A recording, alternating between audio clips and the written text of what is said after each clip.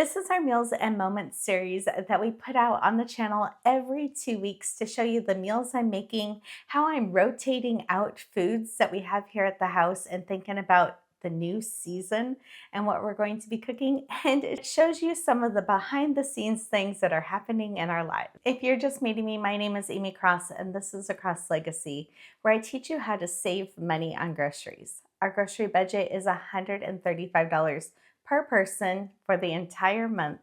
And since there's only two of us that actually live here in the house, our grocery budget is $270 per month. But now we're actually closer to our family, so we get to spend so much more time with them, and we have impromptu meals and things happening all of the time. This is also the place that I'm kind of trying out some different recipes and seeing if they work. And this is your opportunity to say that you want to see more of it.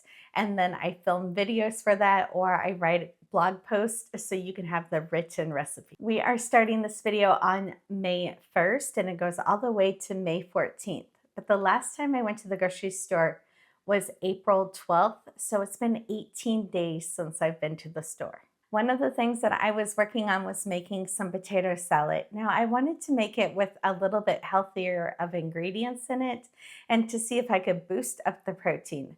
So I swapped out having mayo in it, and I used a mixture of cottage cheese and Greek yogurt, and also I had 6 eggs in it. So the egg yolks I ended up putting into the blender when I was blending in those items to make them smooth. And depending on what kind of mayo you're either adding just pretty much oil into potato salad or oil and additives, depending on what you are using. I'm not judging anybody with what you're using, but by making these swaps, I actually added 60 grams of protein into the potato salad. I am diabetic, so I am trying to add protein wherever I can, and for my body, myself, it seems to help me not have glucose spikes. So if I'm eating things that are heavier in protein, or I eat the protein first on the plate, that normally helps me a lot.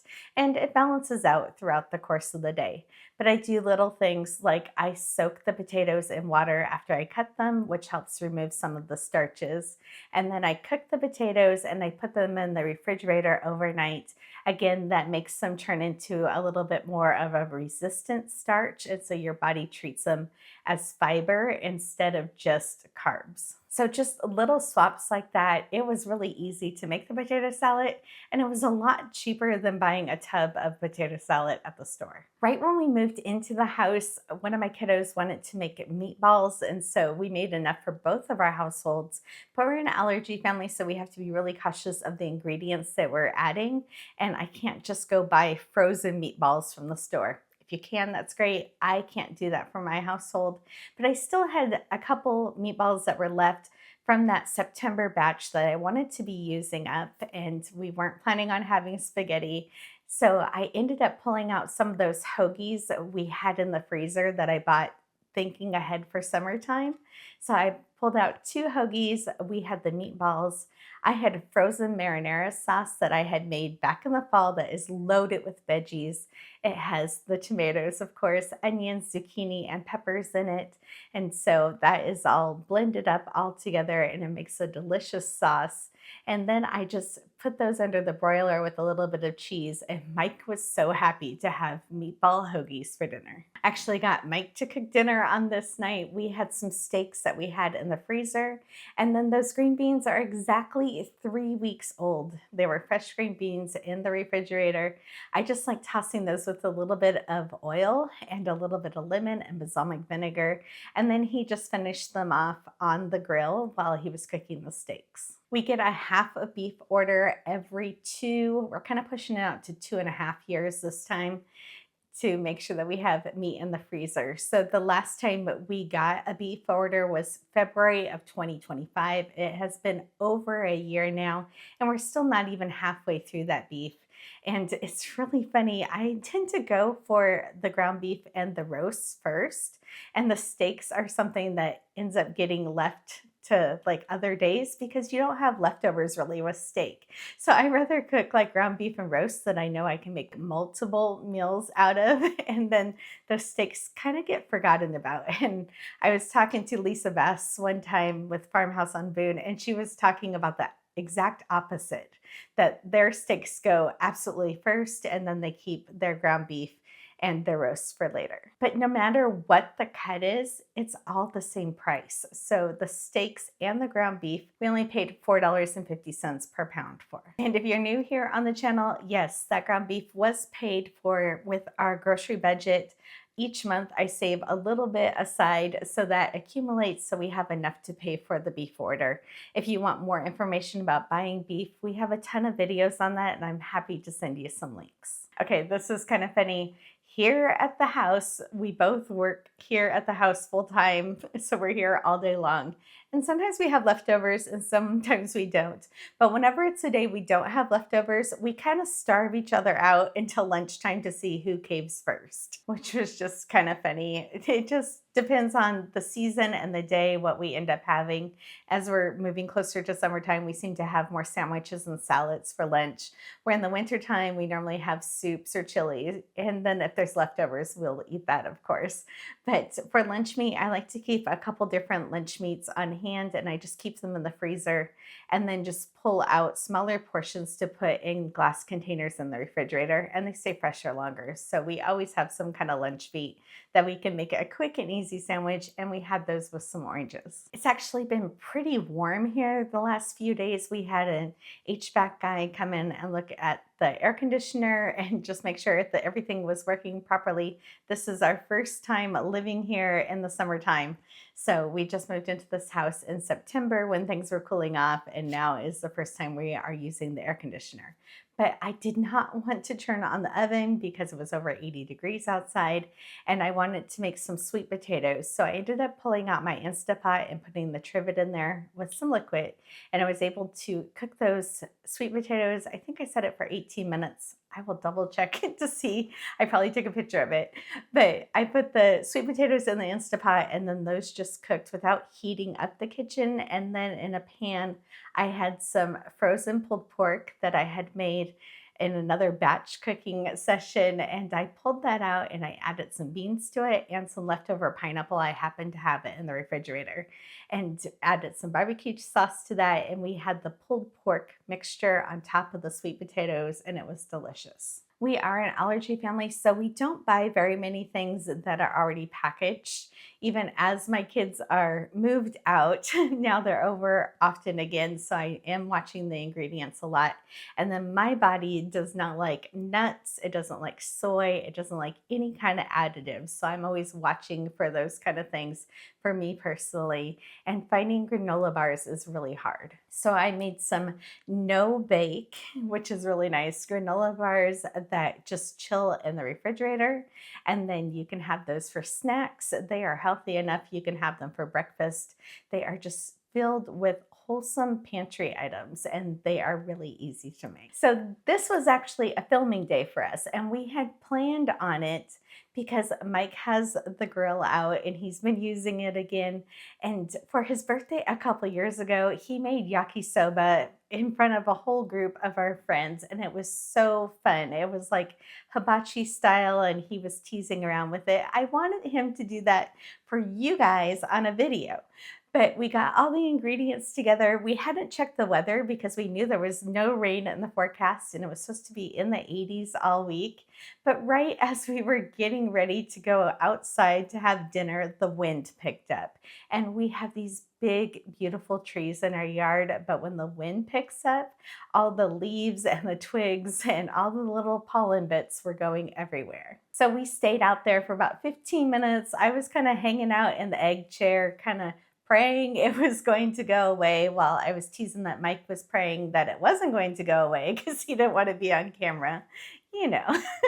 But it was just kind of fun. And then we realized that there was just too many things that were coming off the trees and we had to come back inside. Now, this is much different than life over on the west side of the state where we grew up and have lived for the last 50 years of our lives in the Seattle area. Like, it feels like it rains almost every single day over there, except in August. But being so accustomed to the Seattle weather and needing to be flexible, I knew I could just bring those ingredients back into the kitchen, and I ended up making dinner on the stove, but I made him clean up the dishes. I did convince Mike to get behind the camera, and he is going to be in another video coming up really soon. I made some protein waffles. So I start out with the 𝐂𝐍𝐿 pancake and waffle mix, and then I add extra eggs to it, and I sneak in some Greek yogurt into that also, just trying to boost up the protein in it. And then when I make waffles, I don't make them just for that one day. I will make an extra batch that I can put in the freezer, and then you can just take them from frozen into the toaster, but they're so much better for you than like Eggo waffles from the store. We like waffles with peanut butter on them and sometimes just a little bit of syrup. Again, just trying to add more of the protein in every layer of things that we're doing before we're adding sweet things. When I have it on hand too, another thing that we like on waffles is applesauce. So at our house, we call anything that looks like applesauce, but a lot of times it's home canned pears that I have prepared in years prior, and then I cook them down. And so it's actually pear sauce. Everybody thinks it's applesauce. It just works out for everybody. So this is kind of fun. We didn't know when something big was going to happen, and I didn't really want to be cooking when it happened, so we didn't know for sure what was going on, and we decided just to go after everybody got off work. As a family, we went out to pizza. So the thing that was happening didn't happen that night, but we had pizza, and then we had leftover pizza, and we got to hang out with our kids. And I love when we go out to eat somewhere that we have leftovers that we can have the next day. So it was actually the next day when we were getting closer to what we were trying to reach, and I was on my phone just scrolling, trying to refresh it every couple minutes to see when we were going to reach that number. But we finally reached 100,000 subscribers here on this channel. That is 927 uploads of videos that we have done over the last 4 years to reach this milestone, and it is huge. In a couple weeks, I will get a silver play button, and it's a really big deal. I found out in the United States, 99.95% of YouTube creators quit before they hit 100,000 subscribers and never put up another video. So our channel is now in the top 0.05% of all YouTube channels. And what's so special about that is I know that we have helped so many families have groceries in their house again and relieving some of that stress off of your shoulders. So I never post videos hoping that they're going to go viral. I hope that they reach one person and touch somebody's heart. But we did screen record the countdown so you could see it. This is a very sped up version of this countdown because it actually took about 3 hours to get these numbers to come in. And it's just very sweet. I haven't shown them to anybody yet, but Mike has actually had a pair of strawberry earrings that he bought back in January, thinking that we were going to be hitting the number soon. So I love that he kind of kept that a secret and he was able to give them to me that night. On Mother's Day morning, I had purchased frozen cinnamon rolls that we've had in the freezer since March. And so we just had those for breakfast with coffee, and it was nice. And I had one of my kiddos' families that came over and visited for a little bit in the morning, and then we got invited to another gathering, so I got to spend time with everybody. Now, I'm a little bit of an introvert, and so it seems like I can only handle like social functions for about an hour and a half. But it was really a nice day. And then we came home and we worked in the yard and planted some petunias in our flower boxes and in our planters. And so that was fun. And by the end of the day, I was laying out on my egg chair. I was laughing. I was going to post a picture, but it has my feet in it. And I never post pictures of my feet. Some days I can be on the computer like 10 or 12 hours in a day, especially these days that I'm going to be talking about. We were getting ready for a conference. So I filmed a conference. It actually doesn't come out for a couple months, but there was filming for it. And then after the filming, there is all the edits and stuff that happen on the computer and matching up what I'm talking about to all of the pictures that we have to match it up to. So I can spend 3 to 4 hours at a time, and normally I'll get up and go do stuff and then come back and spend a couple more hours at a time. But this day I was on the computer for like 10 hours because I didn't want to work on it on Mother's Day, and the deadline was looming ahead for us. I was supposed to film this in April, but I had bronchitis. And so we were really pushing it close to the deadline. I hadn't realized how much of the day had like snuck by us, and Mike was out in the garage doing something. He wasn't bothering me. And we realized it was almost 8 o'clock and we hadn't ate dinner. He offered to go get something, and I was like, no, just give me 15 minutes. And literally in 15 minutes, I chopped an onion. I pulled some zucchini out of the freezer that I already had shredded in the freezer, and I put it in a pan and had it start cooking. And then I opened up a can of beans and added to it. In the freezer again, I grabbed some chopped ham that we've had in there since Christmas time. I pulled that out. I pulled out a cube of chicken stock that was in a super cubes that I just added to that. Then I ended up not blending it up all the way because I was kind of in a hurry, but I added some cottage cheese to that. So I just didn't blend it all the way. It didn't curdle. And then I added some lemon to that and some lemon zest. And then we had some fresh spinach. Again, I haven't went to the grocery store now at this point for 4 weeks. And I grabbed some basil outside, and we had this bean dish that was hearty and everything that we needed. And we dipped that with some sourdough bread, and it was really delicious. And we didn't spend $30 going in and getting takeout. So it's finally May 12th, and we are going grocery shopping again. This time, one of my kiddos went with me. I do have some spinal cord injuries, so I can't lift heavy things like out of the cart and put them in the car. So I always take somebody with me. We went a little bit out of our way to make sure that we could hit this produce stand that we knew opened up. So we wanted to go to the produce stand first and then to Costco.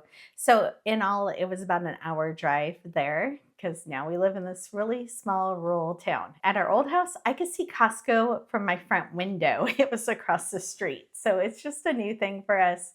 But we knew the produce stand was open, and when we got there, it was open and it had one tub of asparagus. Over on the wet side of the state in the Seattle area, there are more greenhouses. So these produce stands are getting stocked with greenhouse items. Here in Eastern Washington, everything is field grown.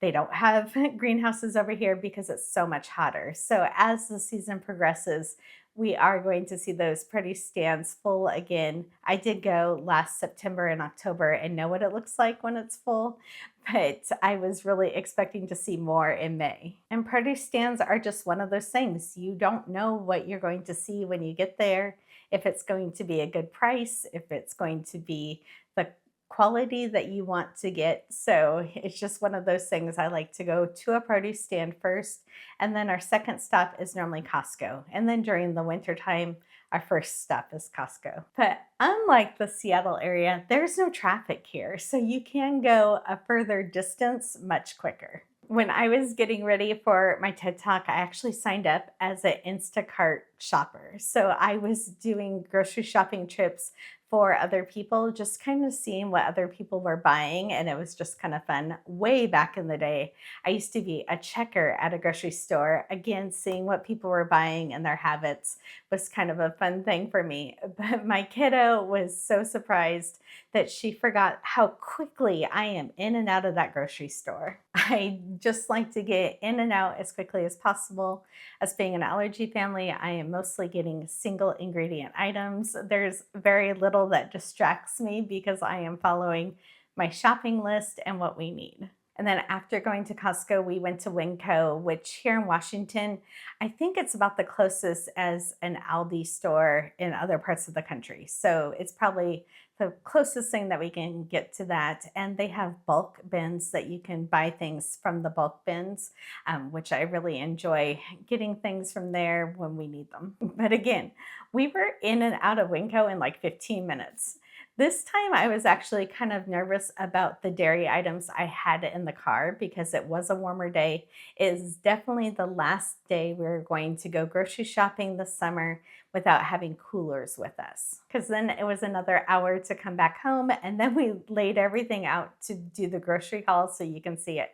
That video actually goes up on the channel before this video does, so it's already up on the channel if you want to check it out. And this time we actually did a video a couple days before I went grocery shopping showing you the vegetables and produce items that I still had fresh, but also how I was kind of looking through the pantry and making decisions. While I was doing that pre-shopping, checking the freezers and stuff, I found that we had a little bit of tater tots left. And so I made sure to divide those exactly in half. So we didn't end up with like one larger portion one night and then 4 tater tots left in the bag. So I divided those in half, and we had those with some hamburgers. So we had tater tots at night, and then we'll have them another night here soon. But those tater tots were left over from tater tot casserole that I had many months ago. So just making sure that we're using up the last little bits of ingredients. And then we pulled out hamburger buns from the freezer. Mike had made some hamburger patties, and so those were in the freezer, and those can just go on the grill frozen. So we were able to have hamburgers for dinner, and with that we were using up the old produce because the new produce wasn't washed yet.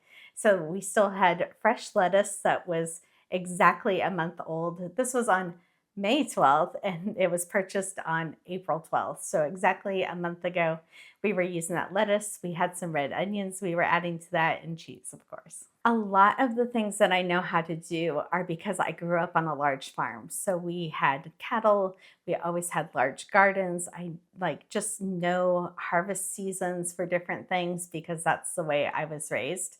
But the way that I was raised, my mom and my grandma also liked to go to the grocery store very often. So even though my grandma had beautiful pantries with canned items that she had worked all summer to can the items, she still liked to go to the grocery store all of the time. And I didn't really learn how to stock a pantry with those grocery store items that you don't home grow. I have shared on this channel how we have dealt with some medical issues over the years and went through a financial crisis or 3 over the years and remained happily married and just tried to raise our family the best that I can. But with all of that, I also learned how to have a grocery budget and stay in the grocery budget and really focus on items that I was bringing into the house. Around 2016, I couldn't walk and I was in a wheelchair because I had a spinal cord injury. It was something that I had been dealing with for a really long time, probably 2 decades, and it just got worse over the years. And so there was a season for a few months that I couldn't walk until we had surgery, and then I had to go through recovery. Then I had a really great year, and the year after that, I fractured my spine where they had performed the surgery. So I can't remember exactly if it was during the original spinal cord surgery that I was recovering from or the second time when I had the fractured spine. Either way, I was in a wheelchair and I was bedridden. And I just remember during that time that I found a YouTube channel, and that YouTube channel really helped me understand having those items in our house and how to rotate them and not really feel like you're overwhelming yourself with stockpiling, just to make sure that you had what you needed for your family. And today I got to film with her. I got to spend an hour and a half talking to her, and it's just so amazing to be able to talk to somebody that has truly changed your life because of this thing of YouTube. She also deals with a chronic pain syndrome with energy coming and going. And so we had so much to talk about with my reflective sympathetic dystrophy and the things that she also deals with, and just those understanding moments, and also talking about not only having the groceries in your house, but having the energy to be able to make the meal. This video will end up going up on both of our channels just in a few days after this video is posted.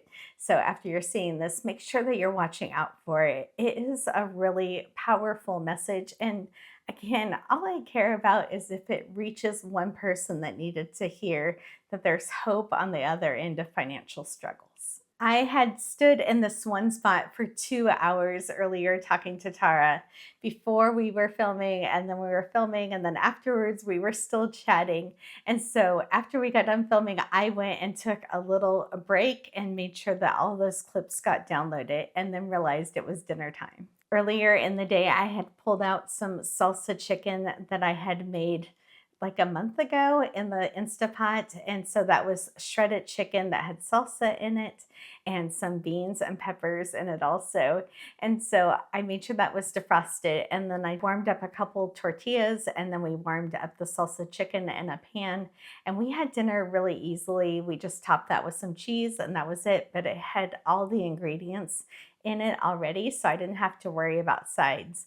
And then we cleaned it up, and now I get to film this video on the same day that I'm still wearing makeup, so I don't have to wear makeup tomorrow. And I love that it is May 14th today, and we're ending this 2-week section of this video, but we haven't even touched any of the produce that we bought at the grocery store the other day. So we're still finishing off the last of the produce that we bought a month ago. We have hundreds of videos here on the channel teaching you how to keep your produce fresh longer, but if you want a handy guide that you can have in your kitchen and just be able to flip to the produce item that you're looking for, we have our Zero Waste Produce Guide that goes through 75 fruits and vegetables and how I'm able to keep them fresh for weeks.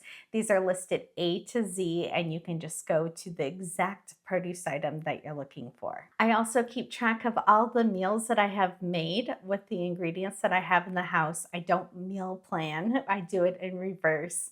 And the ingredients I have, how much I've spent on groceries, all in my meal planners. These meal planners I've had for over 10 years now, and I keep track of them so I can go back and flip through season after season and see meals that our family has enjoyed. And if you're new here, welcome. Know that I spend time every single day trying to make sure that I have all of your questions and comments answered. Whenever you see that little heart on a comment, I have read it. So I really do enjoy being able to connect with you and answer your questions. If you're looking for a link or want a recipe or have a question, just ask. And these meals videos are sneak peeks of where I'm basing my upcoming recipe videos for. So the more people that are piqued and interested about something, the more likely I am to make a single video just making the recipe of one item. Just know that your comments matter, and thank you for being here.